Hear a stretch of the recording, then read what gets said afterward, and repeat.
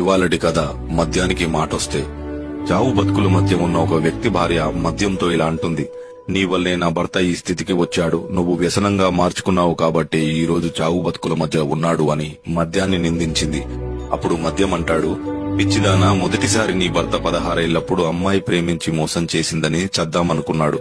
కాని నన్ను పుచ్చుకున్నాక దానమ్మ ఇది కాకపోతే ఇంకొకతని బతికించి పంపాను. చదువుకున్నా లాభం లేదని సాయంత్రాలు ఏడుస్తుంటే ఉద్యోగం కాకపోతే వ్యాపారం చేసుకుంటానని ధైర్యం చెప్పి పంపాను.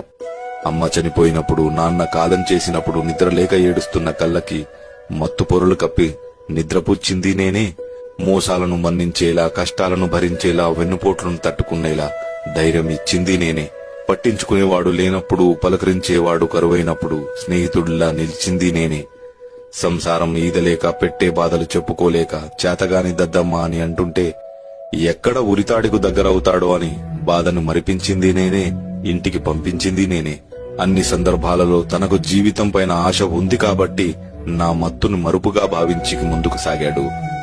ఎంత చేసినా నువ్వు మాకు ఏం పీకావు అని ప్రశ్నించారు కాబట్టే బతకాలన్న ఆశ కోల్పోయి మంచాన పడ్డాడు. మందు వికటించి కాదమ్మా, మనోధైర్యం లోపించి చనిపోతున్నాడు నీ భర్త.